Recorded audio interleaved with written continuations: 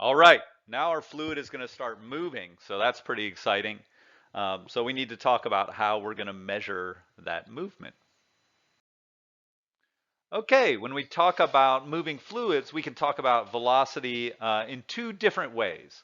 So one of it is the way we've been thinking about velocity is the velocity of a particle. So we can look at a velocity of a particle right here and say it has a given velocity in that direction, and there's another particle here, and maybe that has the same velocity or maybe a different one. We can call that fluid velocity. Okay.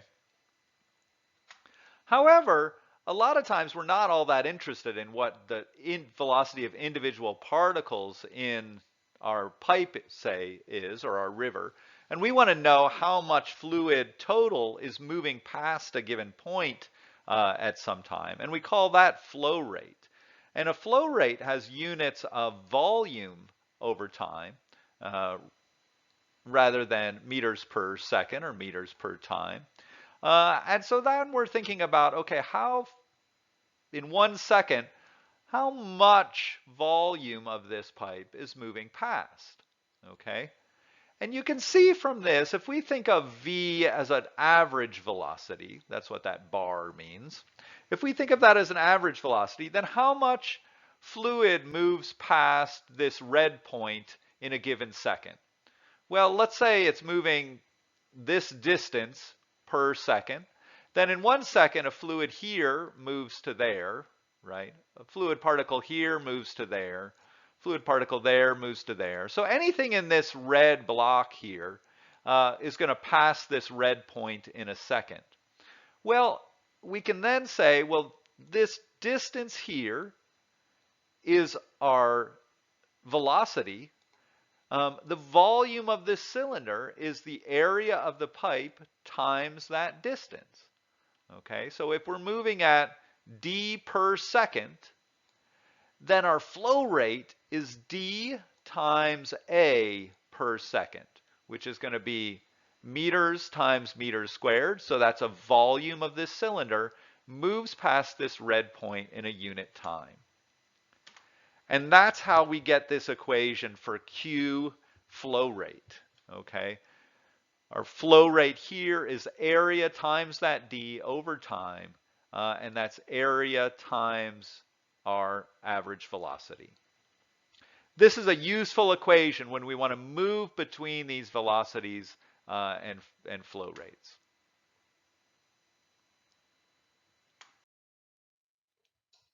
So what happens if the area of our pipe changes?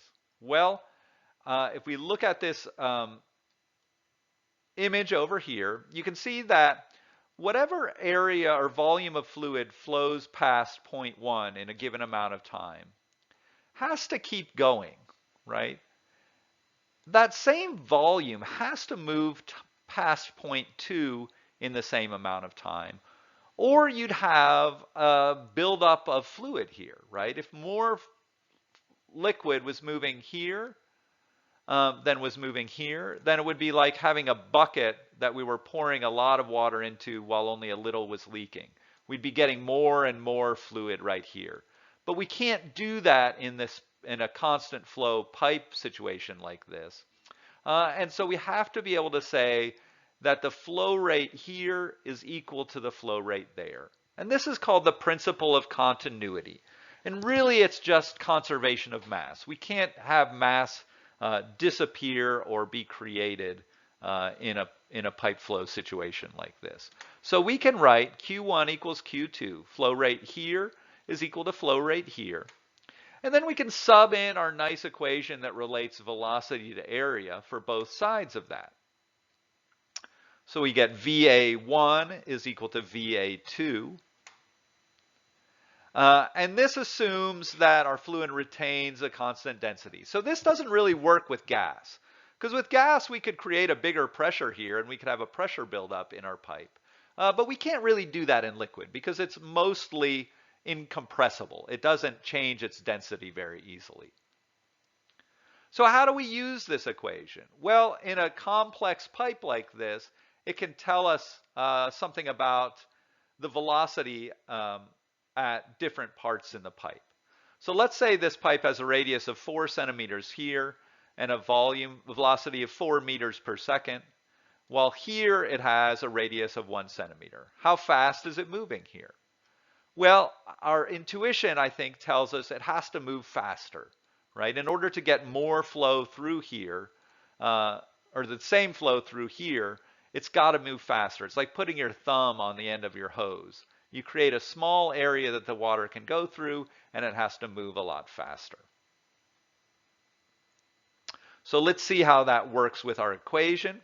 We set our flow rates equal to each other. We want to solve for V2. So I'm going to pull A2 over to the other side by dividing by A2 on both sides. And I get a ratio of the areas here, which is actually how we would determine the V1 and V2. But the areas include a squared term. Okay, so these radiuses that we were given here earlier are going to get squared. So actually moving this from 4 to 1 is going to change the ratio by quite a bit, okay, because this is going to be squared.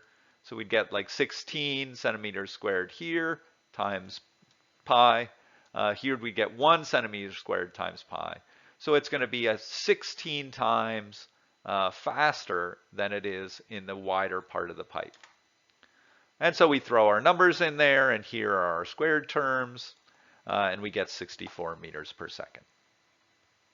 And that's the principle of continuity.